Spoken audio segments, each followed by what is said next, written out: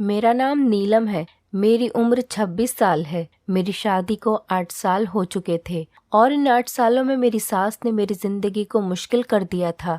मेरी कोई औलाद नहीं थी, जिसकी वजह से मेरी सास मुझे बांझ होने के ताने देती थी। कौन सी सजा थी जो इन 8 सालों में मैंने नहीं भुगती। मेरी सास और नंद दिन रात मुझे उठते बैठते ताने देती रहती और मेरा दिल बहुत दुखी हो जाता था इस बात पर। लेकिन मैं चुप ही रहती थी, किसी को कुछ नहीं कहती थी, क्योंकि मुझे पता था कि ज़रूर मुझ में ही कोई कमी होगी। मैं डॉक्टर के पास गई तो उन्होंने मुझसे कहा कि तुम में कोई ज़्यादा मसला नहीं है, अपने पति का टेस्ट करवाओ। पति का टेस्ट सुनकर मेरी सास गुस्से में आ गई और कहा कि तुम खुद तो बांझ हो और इल्ज़ाम मेरे बेटे पर डालना चाहती हो। उस समय शादी को 2 साल हो गए थे और उसके बाद मैंने कभी भी अपने पति से टेस्ट करवाने की जिद नहीं की। मेरे पति का बर्ताव मेरे साथ शुरू से ही काफ़ी बुरा था। शायद उनकी पसंद की शादी नहीं थी, वो किसी और से प्यार करते थे, लेकिन वहाँ शादी नहीं हो पाई। जब उनकी शादी मुझसे हुई तो मैंने उनका ध्यान अपनी तरफ आकर्षित करने की बहुत कोशिश की, लेकिन मैं नाकाम ही रही।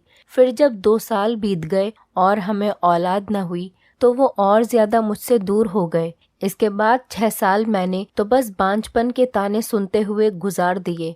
जब हमारी शादी को 2 साल हुए थे तो डॉक्टर ने टेस्ट करवाने को कहा था, लेकिन कोई नहीं माना। यहाँ तक कि मेरे पति ने भी गुस्सा किया तो मैं खामोश हो गई। मेरे पति ने कह दिया कि वो दूसरी शादी कर लेगा तो मुझे बहुत चिंता हो गई, क्योंकि मुझे ही कोई औलाद नहीं थी। सौतन का तो ख्याल भी मुझे हिलाकर रख देता था। अपने आसपास सौतन की मैंने बहुत सारी कहानियां सुन रखी थी कि हर कोई मुझसे कहता था कभी भी अपने पति की दूसरी शादी न करवा देना, दूसरी औरत तुम्हें घर से निकलवा देगी। लेकिन मैं दुनिया को बताना चाहती थी कि सौतन के बगैर भी मेरी इस घर में कोई हैसियत नहीं है। एक नौकरानी से बढ़कर मैं कुछ भी नहीं थी। इस घर में मेरी शादी को जब 4 साल हो गए तो अचानक से मैंने अपने पति के व्यवहार को बदलता हुआ महसूस किया। मेरा वो पति जो हर समय मुझे ताने देता रहता था, मुझसे नफरत करता था, बात करने के लिए तैयार ही नहीं होता था, अचानक से वो मुझ पर मेहरबान हो गया। वो जब घर पर आता तो मेरे लिए खाने की कोई ना कोई चीज जरूर लेकर आता, कभी पकौड़े, समोसे तो कभी जलेबी। पति के बर्ताव को बदलता देखकर मैं बहुत हैरान थी, लेकिन मुझे लगा कि शायद भगवान को मुझ पर दया आ गई है, मेरी कोई प्रार्थना कबूल हो गई है। और कुछ न सही, औलाद न सही, सास और नंदों की नफरत के बाद भी मेरे लिए एक आसानी तो कर दी, यानी कि मेरे पति का व्यवहार मेरे साथ सही कर दिया। इतने सारी मुश्किलों के बाद भी जिंदगी में आसानी तो मेरे लिए हो ही गई थी। जहाँ मुझे लोगों की इतनी सारी बातें सुनने को मिलती थीं और मेरा दिल बहुत दुखता था, मेरे पति के अच्छे व्यवहार से मेरा दिल खुश हो जाता था। वो मुझे शॉपिंग पर भी लेकर जाने लगा। हालांकि हमारी औकात इतनी ज़्यादा नहीं थी कि हम रोज़ाना शॉपिंग पर जाते, लेकिन जैसे ही गर्मियाँ होती तो वो मुझे गर्मियों के कपड़े लेकर देता और इसी तरह सर्दियों के भी, और मुझ पर गुस्सा भी नहीं करता था। फिर घर में मेरी छोटी नंद की शादी की तैयारियां शुरू हो गईं। मेरी सास मुझे किसी भी चीज को हाथ लगाने नहीं दे रही थी कि तुम मनहूस हो, मैं नहीं चाहती कि तुम्हें जो समस्या है वो मेरी बेटी पर आ जाए, तुम मेरी बेटी के किसी भी सामान को हाथ ना लगाओ। सास की ये बातें सुनकर तो मेरा दिल जैसे किसी ने चीर दिया था। वो हर बार मेरा दिल दुखाने वाली बातें ही करती थी। खुशी के मौके पर भी मुझे खुश नहीं रहने देना चाहती थी। मेरी नंद का भी यही हाल था। वो भी मुझसे अब बात नहीं करती थी, मुझे देखकर मुंह फेर लेती थी। जबकि मेरी ये छोटी नंद कुछ समय पहले तक बिल्कुल ठीक थी। दूसरी नंदों की तरह उसका बर्ताव थोड़ा सा अलग था, लेकिन अब उसके भी कान भर दिए गए थे और अब वो मुझे देखकर मुंह फेर लेती थी। मेरी सास ने शायद उससे यही कहा था कि अब तुम्हारी शादी होने वाली है, इस मनहूस औरत का साया तुम पर पड़ना भी नहीं चाहिए। मेरी सास ने मेरी नंद के लिए बहुत सारे गहने बनाकर रखे हुए थे। वो लोग गहनों को देख रहे थे तो मेरी भी नजर पड़ गई। वो गहने सोने के थे, चूड़ियां और सेट दोनों प्यारे थे। मुझे हमेशा से सोने की चीजों का बहुत शौक था। शादी पर मेरे ससुराल की तरफ से मुझे जो भी गहने दिए गए थे वो मेरी सास ने वापस ले लिए और अब वही गहने मेरी नंद को मिले थे। और मेरी सास खुलकर सबको दिखा रही थी कि उन्होंने अपनी बेटी के लिए गहने बनवाए हैं, जबकि वो मेरे थे।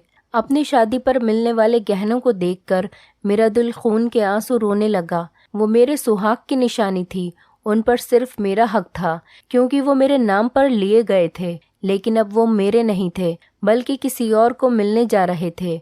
मैं अंदर कमरे में आकर बहुत रोई, मेरी आंखों में आंसू थे। मेरे पति कमरे में आए तो तुरंत मैंने अपने आंसू उनसे छुपा लिए। मेरे पति ने मुझसे पूछा कि क्या बात है, तुम उदास लग रही हो, क्या तुम रो रही थी? मैंने उनसे कहा कि नहीं, ऐसी कोई बात नहीं है। फिर मेरे पति ने कहा कि तुम परेशान न हो, मैं बिल्कुल भी अब दूसरी शादी नहीं करूँगा। मुझे अपनी गलती का एहसास हो गया है कि तुम भी एक इंसान हो, तुम मेरी जिम्मेदारी हो, तुम्हारा ख्याल रखना मेरी जिम्मेदारी है। मैं सारी जिंदगी तुम्हारे साथ ही रहूँगा, दूसरी शादी कभी नहीं करूँगा। अगर तुम दूसरी शादी को लेकर परेशान हो तो ये ख्याल अपने दिलो दिमाग से निकाल दो। अपने पति की ये बात सुनकर तो मैं कुछ देर पहले वाला दुख बिल्कुल ही भूल गई थी। इतने सालों में कई बार मेरे सामने ये बात कर चुके थे, और जब भी मेरे सामने ये बात करते थे तो मुझे बहुत दुख होता था। मैंने उनसे कहा कि अगर आपको मेरा इतना ही ख्याल है तो अपना इलाज वापस शुरू करवा लेते। आप अपना इलाज करवाएं, हमें बच्चा ज़रूर होगा, क्योंकि कमी तो मुझ में भी है। मैंने उनसे कहा, क्योंकि मेरी सास बार बार कहती थी और मेरी रिपोर्ट में भी डॉक्टर ने यही लिखा था। मेरी बात सुनकर मेरे पति के चेहरे का रंग बदल गया और उन्होंने कहा कि आज के बाद इलाज की कोई बात नहीं करना, इलाज बहुत महंगा हो गया है, मेरे पास इतने पैसे नहीं हैं, एक एक दवाई हजारों की है। मैं अपने पति की ये बात सुनकर हैरान हो गई। औलाद से बढ़कर तो पैसा नहीं होता, वो इलाज पर पैसा खर्च कर लेते तो हमें भी फायदा होता। अगर वो दूसरी शादी नहीं करना चाहते थे तो इलाज ही करवा लेते, लेकिन वो तो अजीब ही थे, न शादी कर रहे थे न ही इलाज करवा रहे थे। उनकी दूसरी शादी करने का असर मुझ पर पड़ता, लेकिन उन्हें तो फायदा ही हो जाता।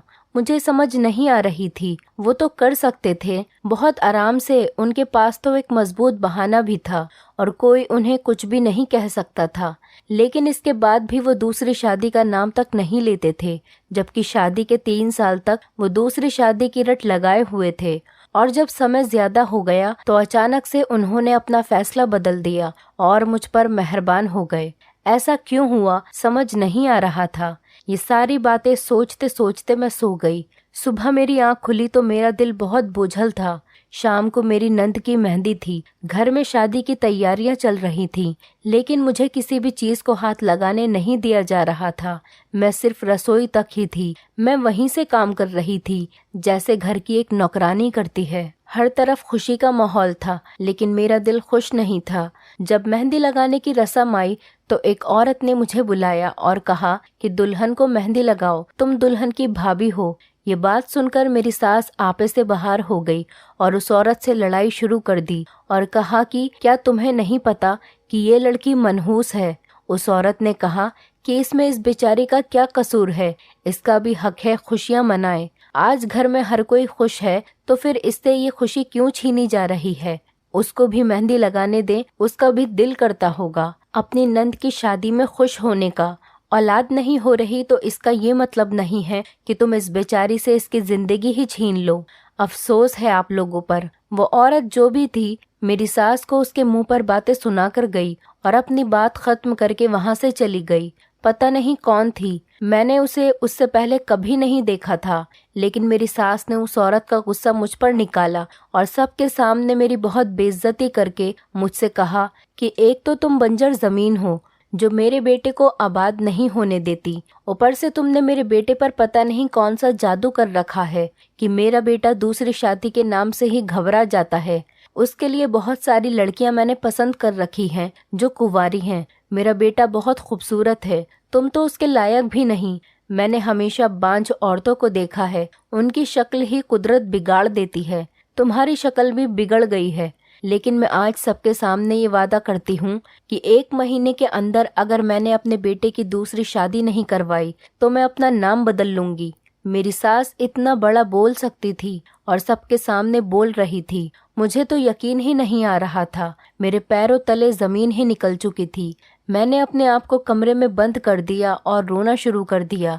मेरी सास और नंद दोनों ने मेरी जिंदगी को सता रखा था, लेकिन आज तो हद हो गई थी। मैं कहती थी कि कुदरत ने आखिर मुझे ऐसा क्यों बनाया है। मैं बदसूरत नहीं थी, अच्छी खासी खूबसूरत थी, लेकिन मेरी सास को मुझ में ही कमियां नजर आती। मेरी अच्छाई को भी कमी में बदल देती थी। मैं रोते रोते सो गई। 1 हफ्ते बाद शादी थी। अभी हमारे घर में कोई मेहमान दूर से नहीं आए थे। उन्होंने शादी वाले दिन ही आना था। घर में सिर्फ मेरी सास, मेरी नंद जो अपने ससुराल से यहाँ रहने के लिए आई हुई थी काफी दिनों से शादी की वजह से, और मेरे पति और देवर ही थे। खाना बनाने के बाद घर के सब मर्द बाहर टहलने के लिए चले गए। घर में सिर्फ हम औरतें ही थीं कि अचानक घर में 4 नकाबपोश घुस आए और हमसे कहा कि जितने नगद और गहने हैं शादी वाले सब हमें दे दें। मेरी सास बहस करने लगी, उनसे कहने लगी कि मैं अपनी बेटी का गहना नहीं दूंगी, मैंने उसकी शादी के लिए बनवाया था। तो उन्होंने कहा कि अपनी जान प्यारी है तो दे दो, वरना हम सबको जान से मारकर चले जाएंगे। मेरी नंद ने अपनी माँ से कहा कि बहस का वक्त नहीं है, जो मांग रहे हैं उन्हें दे दो। वो सारे गहने उठाकर भागने लगे। उनमें से एक की अचानक नज़र मुझ पर पड़ी और एक ने दूसरे को इशारा किया। मैं रसोई में थी तो वो मुझे नहीं देख सके, लेकिन अचानक जाते ही उन्होंने मुझे देख लिया था और फिर आपस में कुछ बोलकर मुझे वहीं से घसीटकर कमरे में ले जाने लगे। मेरे लिए ये कयामत के जैसा था। वो 4 डाकू थे और बहुत ताकतवर भी। उन्होंने मेरे मुंह पर हाथ रखकर मेरी चीखें दबा दी। मेरी सास ने अपनी बेटियों से कहा कि तुम लोग यहाँ से भाग जाओ, मैं उनसे निबट लूंगी। मेरी नंद जो दुल्हन बनने वाली थी वो तो कमरे में पहले ही बंद थी। बाकी मेरी 3 नंदे थीं जिनकी उम्र ज्यादा थी और वो मोटी थीं। उन चारों को उनमें से कोई भी पसंद नहीं आई थी। मुझ पर नजर पड़ी तो शायद मैं उन्हें पसंद आ गई थी। मेरी नंदे अपनी छोटी बहन के कमरे में चली गई थी। मेरी सास ने एड़ी चोटी का जोर लगाया मुझे छुड़ाने के लिए। उनमें से एक ने सास के सर पर कुछ देकर मारा और उनके सर से खून बहने लगा। मेरी सास जमीन पर बैठती चली गई, अपना सर पकड़कर कह रही थी कि भगवान के वास्ते तुम लोगों को इस घर से जो लेकर जाना है ले जाओ, हमारी इज्जत पर हमला न करो। मेरी सास को मुझसे किसी भी तरह की कोई हमदर्दी नहीं थी, लेकिन उन्हें शायद अपने बेटे की इज्जत की परवाह थी कि मोहल्ले में बात फैल गई कि उनकी बहू के साथ ज्यादती हुई है तो वो जमाने को क्या मुंह दिखाएंगी। मुझे हर रास्ता बंद नजर आ रहा था। मैं भगवान से प्रार्थना कर रही थी कि मेरा पति और देवर जल्दी घर आ जाएं, लेकिन उन्होंने बहुत देर कर दी। वो चारों मुझे खींचते हुए कमरे में ले गए और मुझे ज्यादती का निशाना बनाने के बाद वो लोग वहां से भाग गए।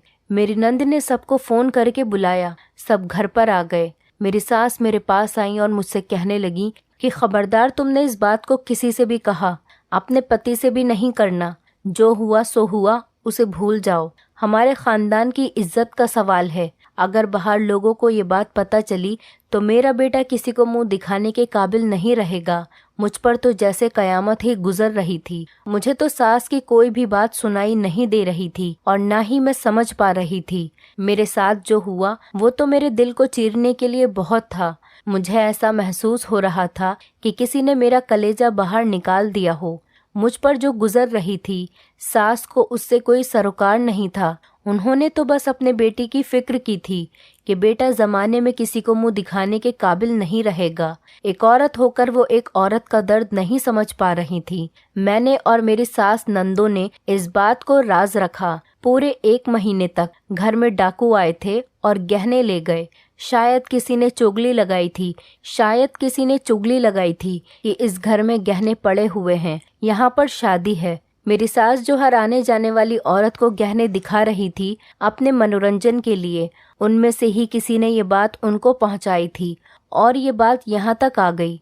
मैं तो जिंदा लाश बनकर रह गई थी। मुझे बुखार हो गया। मेरे पति ने मेरा ख्याल रखने की पूरी कोशिश की। उसके बाद मेरी नंद की शादी हो गई, लेकिन घर में उस वक्त जैसे सांप सूंघ गया था। सबकी खुशी मिट्टी में मिल गई थी और उसका सारा दोष भी सास ने मुझ पर लगा दिया कि मैंने उनकी खुशियों को नजर लगाई है। मेरे अंदर तो जिंदा रहने की इच्छा ही खत्म हो गई थी। मेरे शरीर पर काफी निशान बन गए थे और मैं अपने पति से इन निशानों को छुपाते फिरती थी। उन दरिंदों ने जिस कदर बेदर्दी से मुझे जख्मी किया वो सब कुछ साफ था। लेकिन उन निशानों को मेरे पति के सिवा कोई भी नहीं देख सकता था। मैं जितना छुपाने की कोशिश कर सकती थी कर रही थी। जो हादसा गुजरा वो हमारे दिमाग से निकल नहीं रहा था। मेरी सास बार बार मेरे कान में आकर कहती थी कि अब तुम गंदी हो गई हो, घटिया हो गई हो। मैं किसी भी तरह तुम्हें इस घर से निकलवा कर ही रहूंगी। लेकिन मुझे मेरे पति का सहारा था, इसलिए मेरी सास का बस नहीं चल रहा था कि वो मुझे धक्के देकर घर से निकलवा दे। मेरी सास ने एक रात आकर मुझसे कहा कि तुम मेरे बेटे के लायक नहीं रही, बेहतर यही है कि तुम रातों रात ये घर छोड़कर चली जाओ।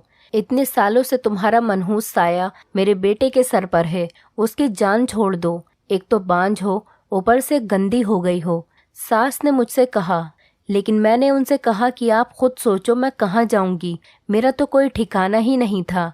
मैं ये कह ही रही थी कि तभी पीछे से मेरे पति आ गए।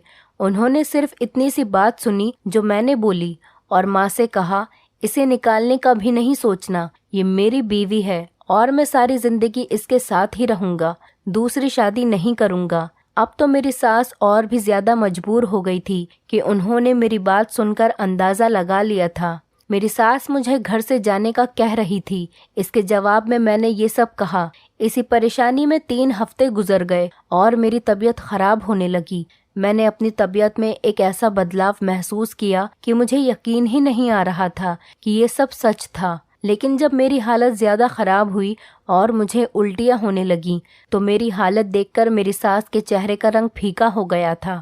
मेरी सास और नंद एक दूसरे को अजीब अजीब नज़रों से देखने लगीं, जैसे कोई बात कर रही हूँ। मेरी सास नंदों को सांप सूंघ गया था मुझे उल्टियाँ करता देखकर। मेरे पति ने देख लिया और मुझसे कहा कि तुम्हारी तबीयत मुझे ठीक नहीं लग रही है। वो मुझे अस्पताल ले गया। डॉक्टर ने ऐसी खबर सुना दी कि मेरे पैरों तले जमीन निकल गई।